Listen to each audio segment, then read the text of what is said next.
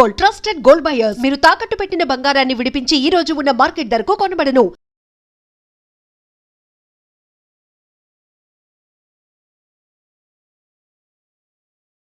Hi hello నమస్తే, నేను మీ anchor Shiva. Welcome to iDream Media. ఈరోజు మన ముందున్న గెస్ట్ హరీష్. హరిత గారు లేరు, హరీష్ గారు ఈరోజు మనతో వచ్చారు. బిగ్ బాస్ అగ్ని పరీక్ష మీరు చూస్తున్నట్లయితే మీకు ఆల్రెడీ అర్థమైపోయి ఉంటుంది. మాస్క్ మ్యాన్ ఏంటి, ఈ మనిషి క్యారెక్టర్ ఏంటి, మనిషి ఏంటి ఇలా ఉన్నాడు, ఎందుకు ఇలా మాట్లాడుతున్నాడు, ఈయన ఇంతేనా లేకపోతే ఈ స్క్రీన్ కోసం ఇలా యాక్ట్ చేస్తున్నాడా అని చెప్పి చాలా డౌట్లు ఉన్నాయి. కొంతమందికి పాజిటివ్ ఉంది, కొంతమందికి నెగిటివ్ ఉంది. ఆ నెగిటివ్ ఏంటి, ఎందుకు నెగిటివ్ అనుకుంటున్నారు, ఇలా అనుకుంటున్నారని, లైక్ మీ గురించి ఇలా అనుకుంటున్నారు, ఇలా చేస్తున్నారు, మీరు దానికి ఏం రిప్లై ఇస్తారని ఆయన మాటల్లో తెలుసుకుందామని ఆయన ఈరోజు పిలవడం జరిగింది. ఆయనతో మాట్లాడి మనకు తెలియని విషయాలు తెలుసుకునే ప్రయత్నం అయితే చేద్దాం. హాయ్ బ్రో, ఎలా ఉన్నారు?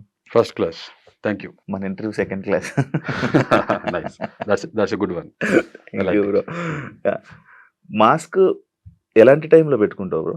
ఇక్కడ ఒక చిన్న కన్ఫ్యూజన్ అరైజ్ అయింది అందరికి ఒకటే ఆన్సర్.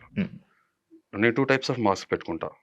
ఒకటి నోస్ మాస్క్, సర్జికల్ మాస్క్, మనందరికి తెలుసు కదా. ఇది almost more than 10 years back నుంచి, ఆల్మోస్ట్ అప్రాక్సిమేట్గా 12 years అనుకోవచ్చు. మోర్ దెన్ 10 years నుంచి నేను పెట్టుకుంటున్నా. ఓకే, మనకు చాలా మంది తెలిసింది కరోనా టైం నుంచి. చాలా మంది తెలిసింది కరోనా టైం. మీకు తెలిసినాక నాకు షార్టేజ్ అయిపోయింది మాస్క్. అంటే ఎయిర్ పొల్యూషన్ బేస్ చేసుకుని పెట్టుకునేవాడిని నేను. క్వాలిటీ ఆఫ్ ఎయిర్ బ్రీతింగ్ అని నాకు ఇంట్లో ఎయిర్ ప్యూరిఫైర్స్ ఉన్నాయి. ఇంతకుముందు కూడా చాలా మంది చెప్పడం జరిగింది ఆల్రెడీ. దాని తర్వాత ఈ మాస్క్ వచ్చేప్పటికి ఒక 4-5 months నుంచి, ప్రాబ్లీ ఫ్రమ్ ఉగాది, ఒక కొత్త జర్నీ, కొత్త లైఫ్ స్టార్ట్ చేయడం జరిగింది. నేను, మా వైఫ్, నాలో సగభాగం. స్టార్ట్ చేసినప్పుడు ఫేస్ ఆఫ్ ద ఛానల్ తన అయితే, తెర అనుకున్న రాజమౌళి నేను, తెర ముందున్న రామ్ చరణ్ తన అనుకోండి. అలా అనుకున్నప్పుడు తను కొంత ఉంటుంది కదా, కెమెరా ఫియర్ అలా ఉన్నప్పుడు తనకు ఒక పుష్ స్టార్ట్ కావాలి కాబట్టి ఇక నేను కెమెరా ముందుకి రావాల్సి వచ్చింది దానికి, బూస్టప్ ఇవ్వడానికి. అయితే ఫస్ట్ ఈ మాస్క్ జర్నీ రీజన్ చెప్తున్నా. నేను కొన్ని సంవత్సరాల నుంచి డిప్రెషన్లో ఉన్నాను. చాలా మందికి ఆ విషయం తెలిసింది, ఆల్రెడీ వెళ్ళిన పెట్టాడు అది. ఈ అజ్ఞాతవాసంలో ఏదైతే ఉన్నాను ఈ పీరియడ్ ఒక 7 years, ఎగ్జాక్ట్ నిజంగా 7-8 years అజ్ఞాతవాసం ఏదైతే ఉందో, ఒక చిన్న ప్రైవేట్ లైఫ్ లీడ్ చేస్తున్నా. జనంతో డిస్కనెక్ట్ అయిపోయి చాలా వరకు కొన్ని సెట్ ఆఫ్ పీపుల్తో ఇంటరాక్ట్ అవుతుంటా. So I lost so much of my glamour. Okay, ఈ 2 రీజన్స్ వల్ల మాస్క్ పెట్టుకుంటున్నాను ఆన్ స్క్రీన్ రావడానికి కారణం. ఇది ఈ mask I talk about this mask. ఈ మాస్క్ చెప్పేస్తాను. ఆ మాస్క్ చెప్పేసా కదా, పొల్యూషన్, మనం ఫుల్లీ పొల్యూటెడ్ పీపుల్ మధ్యలో ఉంటున్నాం, ఎయిర్ పొల్యూషన్, అన్ని పొల్యూషన్స్ ఉన్నాయి కాబట్టి ఆ మాస్క్ అది. ఈ మాస్క్ వచ్చేటప్పుడు స్పెసిఫిక్గా ఆన్ స్క్రీన్కి వచ్చేటప్పుడు రావాలనుకున్నప్పుడు ఇక మా వైఫ్ సరే ఇక తన కోసం నేను ఇంకా చెప్పినట్టు పుష్ ఇవ్వాలనే ఉద్దేశంతో, సరే ఇప్పుడు I lost my glamour and I don't want to face public also, అంతే కదా, నేను ఒక షెల్లో ఉన్నా. సో అలాంటప్పుడు ఇంకా సరే ఏం చేద్దాం అనుకున్నప్పుడు నాకు ఒక ఐడియా జనరేట్ అయింది. లెట్ మీ జనం నన్ను నా ఫేస్ చూసి, నా స్కిన్ చూసి జడ్జి చేయకూడదు, నా పర్సనాలిటీ చూసి జడ్జ్ చేయాలి. నా వాయిస్, నా మనస్సు, నా భావం, నా భాష ఏ ప్రభావం చూపించాలనే ఉద్దేశంతో ఈ మాస్క్ వేసుకుంటూ, అలాగే అట్ ద సేమ్ టైం నేను ఇంతకుముందు కూడా చాలాసార్లు చెప్పాను, షోలో కూడా చెప్పాను, ఇప్పుడు మళ్ళీ చెప్తున్నాను. ఈ కనపడే సమాజం ఏదైతే ఉందో, కనపడిన ముసుగు మాస్క్ వేసుకుని ఓకే ఫేక్ గా నటిస్తుంటే విసుకెత్తేసేసి ఫెడప్ అయిపోయి, కనపడే ముసుగు ఏదైతే ఉందో మాస్క్ వేసుకుని కనపడకుండా మాయమైపోయా సమాజం నుంచి. అలా సమాజం అంటే అందరినీ నేను ఆపాదించట్లేదు, జనరలైజ్ చేసి చెప్పట్లేదు. ఎలా అయితే ఫేక్ ఉంటారో వాళ్ళ గురించి మాట్లాడుతున్నా. గుమ్మడికాయలు దొంగలు ఎవరంటే భుజం తడుకోవద్దు దయచేసి. ఓకే, అది ఏం జరిగింది అంత సమాజం మీద మీకు మాస్క్ వేసుకొని, అంటే సమాజం మీద ఎందుకు అంత విరక్తి పుట్టింది? సో మీరు అడిగారు కాబట్టి, సో ఇది మీ మాస్క్ జర్నీ మీకు అర్థమైపోయింది కదా. ఓకే, ఇప్పుడు హవెవర్ షోలో తీశారు కాబట్టి నన్ను అందరూ మాస్క్ మ్యాన్ గా గుర్తిస్తున్నారు, లేదా మాస్క్ మ్యాన్ హృదయ మానవ్, లేదా Hriday, mask man Harish, mask man ఇటు ట్యాగ్ లో వచ్చేసింది ఇంటి పేరు లాగా. అసలు తల్లిదండ్రులు పెట్టిన పేరు హరీష్. నా జీవిత భాగస్వామి, నా లైఫ్ పార్ట్నర్ అలాలోకి వచ్చినాక, నా జర్నీ స్టార్ట్ అయినాక హరిత హరీష్, సింపుల్. సో ఈ రియల్ నా ఫేస్ అయితే అది. హృదయ మానవ్ ఏంటి? That is my personality. Okay, ఇది నా షోలో కూడా అడిగారు. ఫస్ట్ మీకు అదే క్వశ్చన్ మీరు ప్రోమో చూస్తుంటే, హృదయ మానవం అంటే మాకు హృదయం లేదా అని అన్నారు. నేను దాన్ని చెప్పాను. యూ కెన్ ఇంటర్ప్రెట్, మీరు ఎలా కావాలంటే అలా ఇంటర్ప్రెట్ చేసుకోండి. ఆ హృదయంతో నిజంగా ఒక మనిషి బతికితే ప్రతి మనిషి హృదయం మానవే. ఇప్పుడు మేము శివ అంటే నేను శివుని కాదా అంటే ఎలా కుదురుతుంది? This is very odd answer, odd question, అంతే కదా. మళ్ళీ ప్రతి మనిషి శివుడు ఉండొచ్చు కదా, ఏదో ఒక పేరు మీద పెట్టుకుంటారు. కొన్నిసార్లు దైవమో, దేవుడో, లేకపోతే తల్లిదండ్రులు, తాత ముత్తాతల పేర్లు పెట్టుకుంటారు. ఒక్కొక్కరు ఒక ప్యాషన్తో నేను పెట్టుకుంటారు, మంత్రాలు ఏదో ఒకటి. నేను ఈ హృదయ మానవ్ అనే పేరు ఇంతకుముందు కూడా కొంతమంది చెప్పడం జరిగింది. 1998, 99 ఇంటర్నెట్ వచ్చిన కొత్తలో ఈమెయిల్స్ క్రియేట్ చేసుకున్న టైంలో నేను నా పేరుతో హరీష్ అనే పేరుతో ఇంటర్నెట్ ట్రై చేస్తున్నప్పుడు అప్పుడు హాట్ మెయిల్ అని ఉండేది. జీమెయిల్ లేటర్ అని వచ్చినప్పుడు యాహూ హాట్ మెయిల్స్ ఉండేది. నేను ఇంటర్నెట్ క్రియేట్ చేసుకున్నా, నా మెయిల్ ఐడి అని క్రియేట్ చేసుకునే ప్రాసెస్లో హరీష్ అనే పేరుతో మెయిల్స్ లేవు. ఇంకొకటి ఈ కాంటెక్స్ట్ లో నేను ఇంటి పేరు నేను రెండే నమ్ముతా. మనిషిని, భారతీయుడు రెండే అంతే. కులం, మతం, ప్రాంతం ఈ రెండింటికి కూడా అతీతంగా ఉంటా. నేను అసలు ఏం నమ్మను కూడా. అదంతా కూడా షిట్లా ఫీల్ అవుతా అంతే, బుర్ర తక్కువ చేసే పనులు.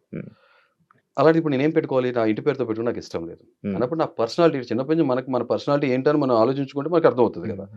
సో అప్పుడు నాకు మదిలో మెదిలిన ఆలోచన ఫస్ట్ హృదయం ఉన్న మానవుడు, హృదయ మానవ్ అని నా లైఫ్, నా పర్సనాలిటీకి నా నేమ్ అది అలా స్టార్ట్ అయింది. అది పెన్ నేమ్ అనుకోవచ్చు, అయితే నా సోల్ నేమ్ అనుకోవచ్చు. ఇక స్కిన్ నేమ్ అంటారా, పేరెంట్స్ పెట్టే పేరు అందరికి పేరు ఉంటుంది కాబట్టి హరీష్. కాదు, నీ హాట్ మెయిల్ అప్పుడు క్రియేట్ చేసావు కదా, అది ఉందా ఇంకా మేనేజ్ అవుతుందా? ఇప్పుడు హాట్ మెయిల్ వాడట్లే కదా, వాడట్లే. యాహూ ఉంది. ఓకే, మీరు ఎప్పుడైనా ఆ హాట్ మెయిల్ ఐడిని మీరు ఎప్పుడు క్రియేట్ చేశారో ఆ స్క్రీన్ షాట్ తీసి ఎవరికైనా పెట్టగలరా? అంటే ఇప్పుడు చాలా కాలం అయిపోయింది హాట్ మెయిల్ యాక్టివ్ ఉందో కూడా తెలియదు.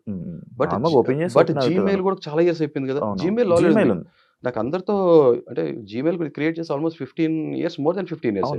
అది కాబట్టి యూ కెన్ హ్యావ్ ఇప్పుడు మీరు hridayamanav@gmail.com కొడితే నాకే వస్తుంది. నా బ్యాంక్ మెయిల్ ఐడి అన్నిటికి కూడా నాకే వచ్చేస్తుంది. ఒక మెయిల్ ఐడి ఎప్పుడు క్రియేట్ చేశారు? 1998, 99. ఓకే, అప్పుడే ఇది దాని పేరు కూడా సేమేనా? హృదయ మానవ్. ఓకే ఓకే ఓకే, ఆ టైంలో హృదయ_మానవ్ లేదా హృదయ మానవ్ దీంతో ఉంది. యాహూ అయితే పాతది ఉంది, ఈ మధ్య కాలంలో రిట్రీవ్ చేసాం మళ్ళీ ఏదో ఒక బ్యాంకింగ్ కోసం కావాలంటే. ఇప్పుడు యాహూ ఎవరు వాడట్లే కదా. అప్పుడు ఈ సిఫీ, హాట్ మెయిల్ ఇవి ఉండే కదా, నాకు ఉండే. అప్పుడు కొంచెం సీనియర్ సిటిజన్స్ అయితే ఆయన గుర్తుంటాయి. హాట్ మెయిల్ నాకు ఉండేదా? First hot mail, Gmail create చేయమంటే నీకు జీమెయిల్ అవదో హాట్ మెయిల్ క్రియేట్ చేసుకో అన్నారు. అవునా, ఓకే. హాట్ మెయిల్ రిట్రీవ్ చేసుకోవాలి ఎక్కడో దాన్ని. రిట్రీవ్ 2011, 12 టైంలో మీరు నేను అప్పుడు క్రియేట్ చేస్తాను. నేను చెప్పా కదా 1998, 97, 99 ఆ టైంలో. నాకు నేను ఒక క్వశ్చన్ అడిగాను, అది మనం స్కిప్ అయ్యి మరి వేరే దానికి వెళ్ళాం. జనాల మీద, ఈ సొసైటీ మీద ఏంటి మీకు అది? చిన్నప్పటి నుంచి ఏంటంటే నాకు, నేను స్కూలింగ్ ఏదైతే ఉందో చిన్నప్పుడు, ఓకే, పుట్టి పెరగటం విజయవాడ.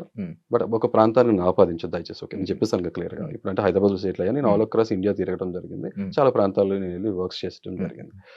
అయితే నేను స్కూల్లో అయిపోగానే రోడ్ అవతల ఏదైతే మన గ్రౌండ్ ఉంటుందో గ్రౌండ్లో కూర్చొని ఆటలాడుతుంటే చూస్తున్నాడు. చిన్నపిల్లడు, చాలా చిన్నప్పుడు, లైక్ 3rd, 4th స్టాండర్డ్ అయితే. మా పేరెంట్స్ వచ్చి ఎత్తుకుని నేను అక్కడి నుంచి తీసుకుని వెళ్ళేవాళ్ళు. అలా స్పోర్ట్స్ మీద చాలా ప్యాషన్తో, పిచ్చితో పెరిగినవాడిని నేను. పైకి ఎదిగే కొద్దీ స్పోర్ట్స్ దగ్గర ఆ రంగంలో నేను కాలేజ్ ఏజ్కి వచ్చి ఆటోమేటిక్ మామూలుగా మనం గల్లీ ప్లేయర్స్ మనం ఆడతాం కదా, నార్మల్ రా టాలెంట్, చాలా బాగా ఆడేవాడిని. అలా ఎక్సెల్ అవుతున్నా, ప్రోగ్రెస్ అవుతున్నాను.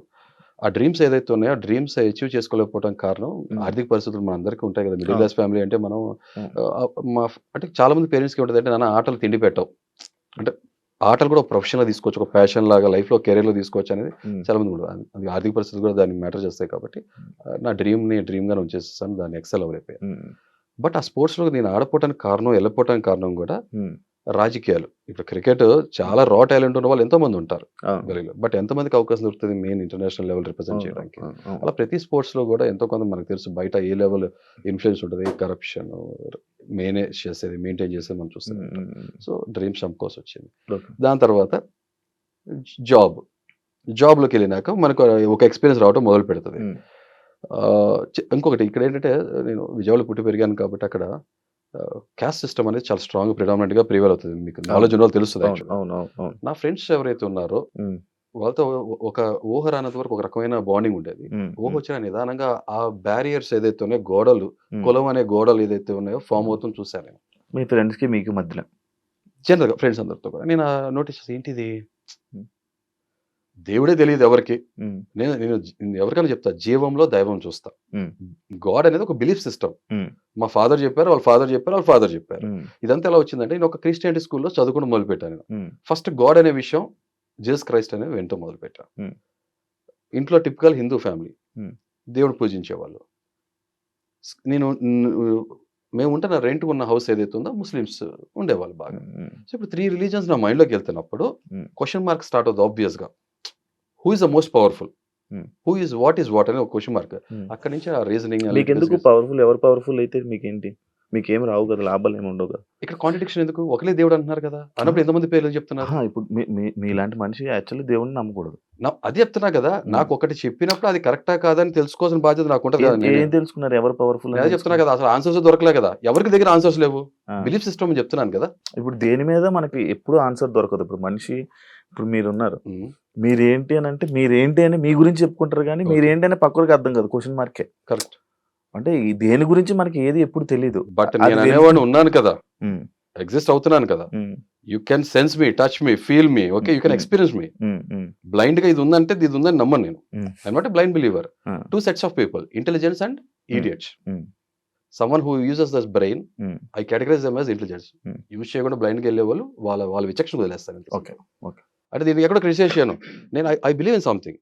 మనకు తెలియంది ఏదో ఉంది, ఒకవేళ మిగతా వాళ్ళంతా దాన్ని గాడ్ అని పెట్టుకుంటే ఫైన్, దానికి స్టిక్ అయ్యి ఒకదానుకుంటే బాగుంటుంది. సో ఇక్కడ అదే చెప్పట్ల, మతమే మానవత్వానికి అడ్డు వస్తుంది. ఇప్పుడు మీరు ఏ మతాన్ని నమ్మరు? చెప్పినా మానవత్వాన్ని నమ్ముతా. మానవత్వాన్ని నమ్ముతారు అంతే. హృదయ మానవులు మానవత్వం అలా ఇంటర్ప్రిట్ చేసుకుంటే బాగానే ఉంటుంది. ఓకే, అంటే మీరు ఏ దేవుని నమ్మరు, దేన్ని పూజించరు, ఏం చేయరు? మీలో దేవుడు ఉందని నమ్ముతాను, నాలో దేవుడు ఉందని. ప్రతి మనిషి. మీరు ఏ గుడికి వెళ్ళరా? గుళ్ళు అంటే ఎప్పుడైనా ఫోర్స్ చేసినప్పుడు వెళ్తాను. వెళ్ళినా కూడా లోపల నేను ఎవరైనా ముక్కమంటే ఏమంటానంటే, నిజంగా నువ్వు దేవుడు అయితే, పవర్ఫుల్ అయితే, బయట బాధలు కష్టాలు లేకుండా మనుషులు అందరూ చూడమని అంట. చాలా సింపుల్ లాజిక్, అది అవలా కదా. అవును.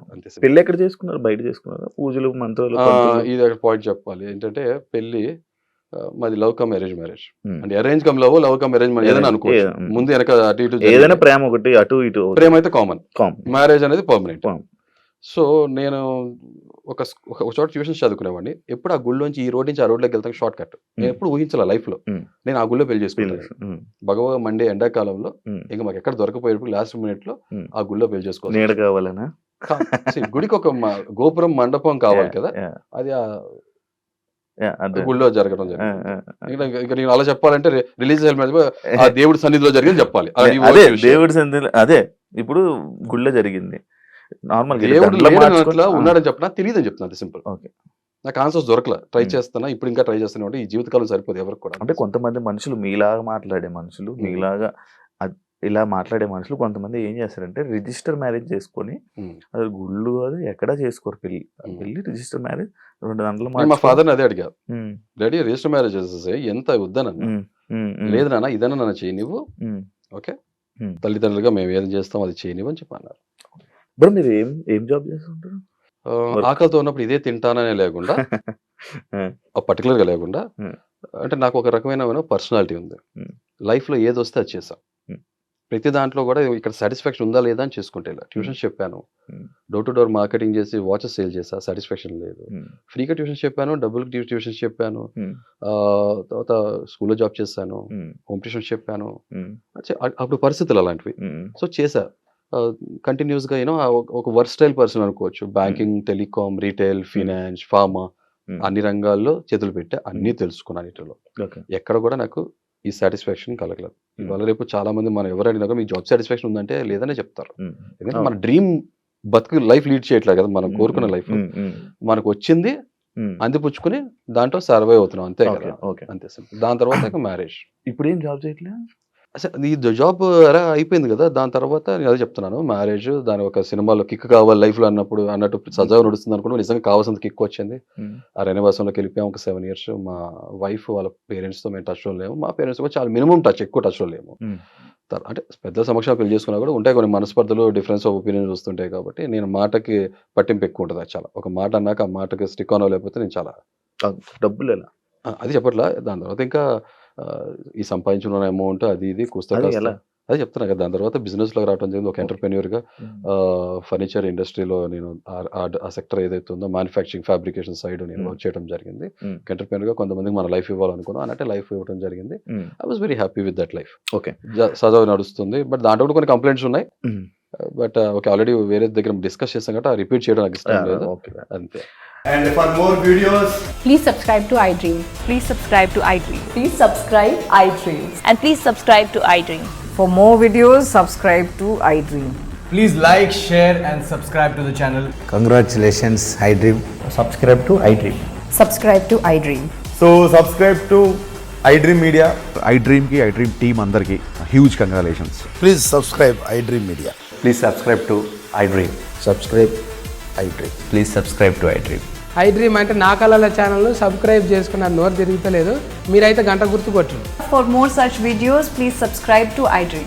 Subscribe to iDream. Please subscribe to iDream. Please subscribe iDream Media. Please do subscribe to iDream. Please subscribe to iDream Media. For best entertainment and information, please subscribe iDream. And don't forget to subscribe to iDream.